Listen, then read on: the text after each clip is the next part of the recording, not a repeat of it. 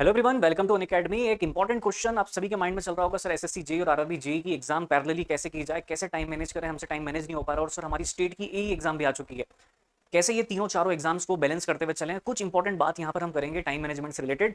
वो सभी स्टूडेंट जो अभी एग्जाम देने जा रहे हैं या फिर जिनका टारगेट नेक्स्ट ईयर होने वाली एग्जाम है, जो अभी अपनी प्रिपरेशन स्टार्ट कर रहे हैं, ये सेशन काफी इंपॉर्टेंट है। यदि इस सेशन में जितनी भी हम बातें करेंगे आपको इंप्लीमेंट करने का ट्राई करते हो तो डेफिनेटली आपको काफी हेल्प मिलने वाली है, क्योंकि बहुत सारे स्टूडेंट जो इस प्लान को अभी तक फॉलो नहीं किए हैं वो अभी ये डिफिकल्टी फेस कर रहे हैं कि सर अभी एट प्रेजेंट मेरे पास 3 एग्जाम है और तीनों एग्जाम के पेपर पैटर्न टोटली डिफरेंट है। नॉन टेक पढ़ूँ, टेक्निकल पढ़ूँ, इस एग्जाम में जाता हूँ तो उसकी प्रिपरेशन नहीं होती, उस एग्जाम के लिए पढ़ता हूँ तो ये एग्जाम क्लियर नहीं होता। तो वो सभी स्टूडेंट जो अभी से स्टार्ट करने जा रहे हैं प्रिपरेशन अपनी डिफरेंट कॉम्पिटिटिव एग्जाम्स के लिए, भैया ये वीडियो बहुत ज्यादा इंपॉर्टेंट है, सभी जगह शेयर जरूर कर देना। एक एक करके पॉइंट डिस्कस करेंगे। Create a master schedule. जिस भी एग्जाम की आप प्रिपरेशन करने जा रहे हो, जितनी भी एग्जाम आप टारगेट करने जा रहे हो, बट ऑब्वियस है कि जितनी भी एग्जाम्स के लिए आप एलिजिबल होते हो सबको टारगेट आप करोगे, क्योंकि जितनी अपॉर्चुनिटी आपके सामने होगी आप सभी को ग्रैस्प करने की ट्राई करोगे। जहां से अपॉर्चुनिटी मिल रही है वहां पर आपको फाइट करना है, वहां पर आपको प्रिपेयर करना है। तो एक मास्टर शेड्यूल हमें बनाना होगा कि हमारा टारगेट एग्जाम कौन कौन सी, हम किन किन एग्जाम के लिए एलिजिबल है, उसकी एक प्रॉपर लिस्ट आपकी स्टडी टेबल पर होना चाहिए कि मेरा डिप्लोमा डिग्री होने के बाद मैं इन एग्जाम के लिए एलिजिबल रहूंगा। Second point, understand the exam pattern. अब आप यदि स्टेट ए की प्रिपरेशन कर रहे हो, उसका एग्जाम पैटर्न आपके पास होना चाहिए कि उसमें टेक्निकल का कितना पोर्शन आता है, नॉन टेक का कितना पोर्शन है, कितने क्वेश्चंस किस सब्जेक्ट से पूछे जाते हैं। एक वेटेज आपके पास सारी एग्जाम्स का होना चाहिए, चाहे फिर वो एसएससी जेई हो या फिर आरआरबी जेई की आप प्रिपरेशन कर रहे हैं। एग्जाम पैटर्न में ये भी आ जाएगा कितनी स्टेजेस में होगा पेपर, नेगेटिव मार्किंग है या नहीं है, कितना पोर्शन सभी एग्जाम्स में ओवरलैप कर रहा है, ये भी इंपॉर्टेंट पॉइंट होता है। तो पहले तो एक लिस्ट बनाओ जिसमें आप सारी एग्जाम्स के लिए एलिजिबल हो, डिप्लोमा होने के बाद या डिग्री होने के बाद, एंड उन सभी एग्जाम का पेपर पैटर्न आपके पास स्टडी टेबल पर होना अत्यावश्यक है। दूसरी बात करेंगे priority based on exam date. अब आपने एग्जाम की प्रिपरेशन स्टार्ट करी, हमारा फोकस होगा कि पहले उन टॉपिक्स को उठाएं जो सभी एग्जाम में कॉमन है। टेक्निकल के वो पोर्शन जो, मान लो आप किसी स्टेट की ए की प्रिपरेशन कर रहे हो, एसएससी जेई की प्रिपरेशन कर रहे हो, आरआरबी जेई की प्रिपरेशन कर रहे हो, तीनों एग्जाम में कॉमन कौन सा सब्जेक्ट है? सारे technical subject sir, mostly technical subject sir, तीनों एग्जाम में कॉमन है, तो हम सबसे पहले उन सभी सब्जेक्ट्स को उठा लेंगे। नॉन टेक के पोर्शन को पैरेलली हमें टाइम देना पड़ेगा हर एक एक डिफरेंट एग्जाम के लिए, उसके लिए अलग से टाइम स्लॉट हम डिसाइड करने वाले हैं, वो आगे बात करते हैं। तो पहले आपको ये क्लियर होना चाहिए कि हम कितनी एग्जाम्स को टारगेट कर रहे हैं। तो अब इस बीच मान लो आपने स्टार्ट करी प्रिपरेशन और कोई एग्जाम की डेट आ जाती है, अज्यूम कर लेते हैं एसएससी जेई की डेट आ गई, तो हमको अपने अकॉर्डिंग अपना जो टाइम टेबल अभी हम सेट करने वाले हैं उसको फ्लेक्सिबल करना पड़ेगा। तो एक मास्टर शेड्यूल बनाने के बाद एक टाइम टेबल हमें सेट करना होगा कि किस दिन का कितना टाइम हम टेक्निकल को देंगे, दिन का कितना टाइम हम नॉन टेक को देने जा रहे हैं। और इसमें भी हमें फ्लेक्सिबिलिटी चाहिए, क्योंकि कोई एग्जाम की डेट आ गई तो हम अपने टाइम टेबल को अकॉर्डिंगली चेंज कर सकते हैं। तो इतना फ्लेक्सिबल भी हमको बनना है, हमको रिजिड भी बनना है, हमको फ्लेक्सिबल भी बनना है। रिजिड किस मामले में बनना है कि जो टाइम टेबल हमने सेट कर रखा है कि इतने आवर्स हम इस एग्जाम को देंगे, इतने आवर्स हम इस एग्जाम को देंगे, इतने आवर्स हम इस सब्जेक्ट को देंगे, टेक्निकल को देंगे, नॉन टेक्निकल को देंगे, तो वहां पर हम रिजिड रहेंगे, लेकिन डेट वाइज हम फ्लेक्सिबल भी हो जाएंगे कि हम अकॉर्डिंगली अपने डेट के अकॉर्डिंग अपने प्लान को चेंज कर पाए।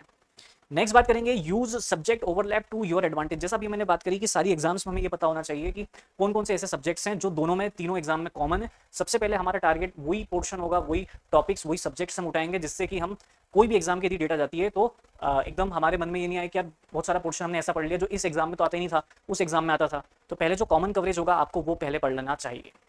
नेक्स्ट बात करेंगे set daily and weekly goal. देखो एग्जाम के लिए इंपॉर्टेंट होता है कि आपको डेली गोल सेट करना पड़ेगा, वीकली गोल सेट करना पड़ेगा कि डेली के मुझे सर 500 ऑब्जेक्टिव क्वेश्चन करना है, वीकली के 500 ऑब्जेक्टिव करना है, डेली के सर मुझे 50 क्वेश्चंस करना है। ऐसे ही आप मंथली का भी टारगेट सेट कर सकते हो। तो सेट करना जरूरी होता है, क्योंकि यदि आप टारगेट अचीव नहीं कर पा रहे हो इसका मतलब कहीं ना कहीं टाइम टेबल में आपने गड़बड़ करी है। आप उस टाइम टेबल अननेसेसरी आपने टाइम टेबल को सेट कर लिया है। टाइम टेबल सेट करने के लिए आपको अपना पोटेंशियल समझ में आना चाहिए कि आप कितने आवर्स स्टडी कर पाते हो, कितने घंटे बैठ पाते हो और इफेक्टिवली यूटिलाइजेशन कर पाते हो उसका। अकॉर्डिंगली आपको कोई एक हेक्टिक भी शेड्यूल वहां पर नहीं कर देना है कि आपने अननेसेसरी सोच लिया कि भैया मैं 500 ऑब्जेक्टिव क्वेश्चन डेली के लगाऊंगा, तो वो तो चीज़ पॉसिबल है नहीं। तो पहले एनालाइज करो और धीरे धीरे स्टेप आगे बढ़ेंगे, तब जाकर के चीज़ें क्लियर होगी, एग्जाम की आप प्रिपरेशन कर पाओगे। तो डेली टारगेट आपको सेट करना पड़ेगा, वीकली का आपका टारगेट होना चाहिए। बात करें पोमोडोरो, एक टेक्निक होती है, ये टेक्निक ये कहती है कि जब भी आप किसी चीज़ की प्रिपरेशन कर रहे हो तो थोड़ा सा रेस्ट लो, माइंड को डाइवर्ट करो उस जगह से, फिर वापस उस पर फोकस करो, फिर माइंड को डाइवर्ट करो। मतलब एक तरीके से वो ब्रेक लेना कह रहे हैं आप। आपने आधे घंटे कोई टॉपिक पढ़ा, 5 मिनट का रेस्ट लो, 10 मिनट का रेस्ट लो, फिर आधे घंटा फोकस होकर के टॉपिक पढ़ा, इससे इफेक्टिवनेस बढ़ जाएगी आपकी। यदि आप 3 घंटे एक जैसे टॉपिक पढ़े जा रहे हो, टेक्निकल पढ़े जा रहे हो, टेक्निकल पढ़े जा रहे हो, उतना आउटपुट निकल नहीं पाएगा। तो ये टेक्निक एक बार फॉलो करके जरूर देखना चाहिए। यदि उसका आउटपुट आ रहा है तो कंटिन्यू करें, नहीं आ रहा है तो स्ट्रेटेजी को चेंज करें। तो रिजिड भी बनना है, फ्लेक्सिबल भी बनना है। Mock test and practice paper, किसी भी एग्जाम को क्लियर करने के लिए मॉक टेस्ट का बहुत ज़्यादा इंपॉर्टेंट रोल है, प्रैक्टिस पेपर भी उतनी ही इंपॉर्टेंट रोल प्ले करते हैं। प्रैक्टिस पेपर हम कब लगाएंगे, जब हम एग्जाम की प्रिपरेशन कर रहे हैं, और मॉक पेपर कब लगाएंगे, जब एग्जाम की डेट अनाउंस हो चुकी है और एग्जाम को होने में 1 महीना शेष है, 1 महीना बचा है, तब मॉक टेस्ट लगाएंगे, फुल लेंथ मॉक टेस्ट वहां पर लगाना चालू करेंगे।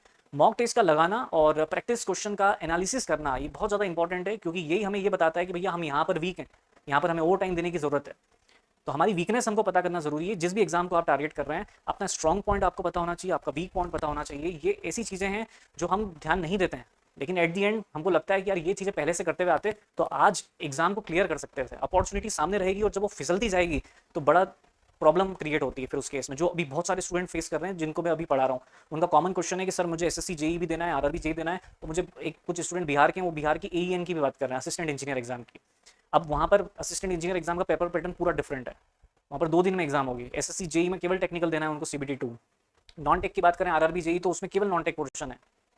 तो जब इस टाइप की सिचुएशन आ जाती है कि टाइम बहुत कम है हमारे पास और सारी एग्जाम्स दिख रही है, अपॉर्चुनिटी हमें मिस भी नहीं करना है, हम नहीं चाहते कि कोई एग्जाम नहीं दे पाए सर, हमको सारी एग्जाम देना है, तो इसलिए पहले दिन से जब आप प्रिपरेशन करो, पहले दिन से आपको टारगेट सेट करना पड़ेगा, स्ट्रेटेजी फॉलो करना पड़ेगी, एक मास्टर प्लान जरूर बनाना पड़ेगा, जिससे कि आप सारी एग्जाम को टारगेट कर पाएं। Time blocking for different exam, जैसा अभी हमने डिस्कस किया कि हमको थोड़ा सा फ्लेक्सिबिलिटी भी रखनी है। किसी एग्जाम की डेट आ चुकी है तो हम उस एग्जाम को ज़्यादा फोकस करेंगे, अपना पूरा टाइम में से जितना भी स्टडी टाइम उसमें से मेजर पोर्शन ब्लॉक कर देंगे उस एग्जाम के लिए, कि आने वाले जैसे अभी सीबीटी 2 की एग्जाम है जिसमें केवल टेक्निकल आ रहा है, तो मेरा पूरा फोकस होना चाहिए कि सीबीटी 2 की प्रिपरेशन में करूँ, क्योंकि पहली स्टेज में निकाल चुका हूँ, अब मुझे सेकंड स्टेज निकालना है। तो थोड़ा सा हमें फ्लेक्सिबल भी रहना है accordingly. Then keep a flexible, जैसा अभी मैं डिस्कस कर रहा हूँ कि हमें फ्लेक्सिबिलिटी को इंप्लीमेंट करना होगा, हमें रिजिडिटी को भी इंप्लीमेंट करना होगा, दोनों चीज़ें बैलेंस करते हुए चलना होगी। यही एक एग्जाम को क्लियर करने का एक आप बोल सकते हो माध्यम है, इसी के थ्रू हम क्लियर कर सकते हैं। जब भी हम कोई टाइम टेबल सेट करते हैं, हमेशा याद रखें आप, उसका एनालिसिस करना इंपॉर्टेंट है, उसका आउटपुट क्या आ रहा है ये इंपॉर्टेंट है। यदि उससे आउटपुट नहीं निकल पा रहा है आपको, और जो कि आपको सेल्फ एनालिसिस करना होगा, कोई और आकर के आपको बताएगा नहीं कि आपको इसका आउटपुट आ रहा है नहीं आ रहा है, तो सेल्फ एनालिसिस करना है, एग्जाम आपको देना है, आपकी एग्जाम है, आप क्रैक करोगे, आपकी जॉब लगेगी, तो एनालिसिस भी आपका ही होगा। गाइडेंस जरूर इस वीडियो के माध्यम से आपको मिल जाएगा, लेकिन जो भी स्ट्रेटेजी होगी, जो भी टाइम टेबल होगा, वो आपको अपनी अकॉर्डिंग सेट करना होगा। यहाँ से जस्ट आप रेफरेंस ले सकते हो। पॉइंट नंबर 10 की बात करें, अवॉइड बर्नआउट, मतलब बहुत ज़्यादा थिंकिंग, ओवर थिंकिंग, कि मुझे ये भी टारगेट करना है, मुझे वो भी टारगेट करना है, मेरे को इतना पढ़ना है, मेरे को इतना पढ़ना है, टाइम बहुत कम है, तो हम किसी भी एग्जाम को क्लियर नहीं कर पाएंगे। स्टेबल माइंड का इंपॉर्टेंट होना है यहाँ पर, बहुत ज़्यादा इंपॉर्टेंट है स्टेबल माइंड। आप जितना रिलैक्स रहोगे उतना फ्रेश माइंड रहेगा, उतना आप चीज़ों को ग्रैस्प कर पाओगे, कॉन्सेप्ट में क्लैरिटी आएगी, कम टाइम में कॉन्सेप्ट को आप कैच कर पाओगे। जितना हड़बड़ाओगे उतना प्रॉब्लम क्रिएट होता है एग्जाम के, एसएससी जेई में भी या किसी और एग्जाम में भी, यदि वो 2 या 3 घंटे का पेपर है और उसमें भी यदि हम स्टेबल माइंड नहीं रख पाते हैं, शांत दिमाग से हम एग्जाम नहीं दे रहे हैं, तो भले ही हमने सारा सिलेबस कंप्लीट कर लिया हो, हमको सब कुछ आता हो, लेकिन हम उस एग्जाम में सिली मिस्टेक करेंगे और कहीं ना कहीं अपने स्कोर को गिरा देंगे, और हो सकता है कि सिलेक्शन भी 2 4 5 मार्क्स से रह जाए। तो ये 10 पॉइंट्स मैंने डिस्कस किए हैं, आपको इंप्लीमेंट आपको करना होगा। यहाँ से कुछ सीखो इस वीडियो से, और ये उन स्टूडेंट्स के लिए बहुत ज़्यादा इंपॉर्टेंट वीडियो है जो अभी एग्जाम की प्रिपरेशन स्टार्ट करें, जो थर्ड ईयर में या फाइनल ईयर में है, जो सोच रहे हैं कि सर मुझे आने वाले समय में गवर्नमेंट एग्जाम में जाना है और जितनी भी एग्जाम मेरे सामने आएगी मैं सभी को टारगेट करूंगा। पहले दिन से भैया ये प्लान आपको करना पड़ेगा, ठीक है। तो जिस भी एग्जाम को टारगेट कर रहे हो, पहले उसका जो पैटर्न है, एग्जाम का पैटर्न, वो आपके सामने होना चाहिए, सिलेबस आपके सामने होना चाहिए, सारी एग्जाम का जो कॉमन कवरेज है वो आपके सामने हो, टेक्निकल की स्ट्रेटेजी आपको बनानी पड़ेगी, नॉन टेक की स्ट्रेटेजी बनानी पड़ेगी। आप ऐसा कर सकते हो कि टेक्निकल के साथ नॉन टेक्निकल, 2 टेक्निकल उठा लिया सब्जेक्ट, एक नॉन टेक्निकल सब्जेक्ट उठा लिया, ऐसे बैलेंस वाइज आपको चलते हुए जाना पड़ेगा स्टार्टिंग के दिनों में। डेली वीकली टारगेट सेट करके उसका आउटपुट देखो, उसका एनालिसिस करो, एग्जाम के 1 महीने पहले मॉक टेस्ट देकर के, फुल लेंथ मॉक टेस्ट देकर के उसका एनालिसिस एंड अपने वीक पॉइंट पर काम, इतना सब कुछ आपको करना होगा एग्जाम के पहले, तब जाकर के आप इतने हाईली कॉम्पिटिटिव एनवायरनमेंट में, अभी बहुत ज़्यादा कॉम्पिटिशन है, आरआरबी जेई में आपने देख रहे होंगे 70-80% तो कट ऑफ जा रही है, उतना तो लाना है, बहुत कॉम्पिटिटिव नेचर है, अभी देखोगे आप एनवायरनमेंट बहुत ज़्यादा कॉम्पिटिटिव चल रहा है, उसी में आपको फाइट करनी है। और आप जैसे स्टूडेंट हैं, सभी सभी का एक जैसा माइंड सेट है, बस ये है कि कोई टाइम टेबल को प्रॉपरली फॉलो कर लेता है और कोई बस पेपर पर टाइम टेबल बना करके रख जाता है। तो यहाँ से कुछ सीखो इस वीडियो से और उसको इंप्लीमेंट करने का जरूर ट्राई करो। जो भी स्टूडेंट एसएससी जेई और आरआरबी जेई बैच में इंटरेस्टेड है, हमारा ऑफर चल रहा है, फ्लैट 50% ऑफ है, जिसमें आपको एसएससी जेई और आरआरबी जेई दोनों का कॉम्बो ऑफर, कॉम्बो सब्सक्रिप्शन दिया जा रहा है, और साथ में आपको 6 महीने का एक्सटेंशन भी इसमें मिल सकता है। ऑफर 28 अगस्त तक है। फ्लैट 50% के साथ 6 मंथ का आपको एक्स्ट्रा सब्सक्रिप्शन दिया जा रहा है। 5000 रुपीज़ में आप एसएससी जेई का कोर्स परचेज कर सकते हो। यदि आप 24 मंथ के साथ जाते हो 8000 रुपीज़ में कोर्स पड़ जाएगा, 12 मंथ के साथ जाते हैं 6000, एंड 6 मंथ का कोर्स आपको 5000 रुपीज़ में अवेलेबल है। ये ऑफर केवल 28 अगस्त तक ये चल रहा है। डिस्काउंट के लिए आप कोड यूज़ कर सकते हैं APP1011, ये कोड लगा लेंगे तो ये जो प्राइस आपको दिख रही है इफेक्टिव हो जाएगी। उसी तरीके से आरआरबी जेई का भी हमारे पास सब्सक्रिप्शन अवेलेबल है 12 मंथ का, 6 मंथ का और 3 मंथ का। करस्पॉन्डिंग प्राइस आपको दिख रही है। प्राइस कब इफेक्टिव होगी? जब कोड आप यूज कर लेंगे APP1011। डिस्क्रिप्शन बॉक्स में आपको नंबर ऑफ लिंक्स मिलेगी, उसके थ्रू भी आप वेबसाइट विजिट कर सकते हैं, जहां पर आपको और ज़्यादा कोर्स की डिटेल मिल जाएगी। राजधानी बैच जो कि हमारी फुल लेंथ बैच डी है, इसमें भी हम एक नया सब्जेक्ट स्टार्ट करने जा रहे हैं। ये बैच भी 31 अगस्त मतलब परसों से स्टार्ट होने 31 अगस्त 4 दिन बाद से स्टार्ट होने जा रही है।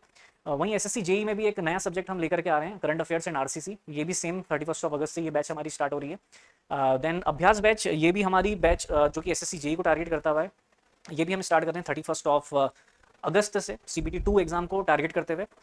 ये सारे प्लस के फीचर्स आपको देखने को मिलते हैं। जो भी स्टूडेंट्स इंटरेस्टेड हैं वो ये फीचर्स एक बार चेक करने के लिए स्पेशल क्लासेस को ज्वाइन कर सकते हैं। ये CBT1 के रिजल्ट बहुत सारे बच्चों ने इस बार क्लियर किया है अनअकैडमी प्लेटफॉर्म से, और CBT2 भी बहुत सारे बच्चे इस बार क्लियर करने वाले हैं। हम स्पेशल क्लास में देखते हैं बहुत सारे बच्चे एकदम कमाल का आंसर करते हैं, और बहुत सारे बच्चों से एक्सपेक्टेशन भी है कि इस बार वो जरूर क्लियर करेंगे।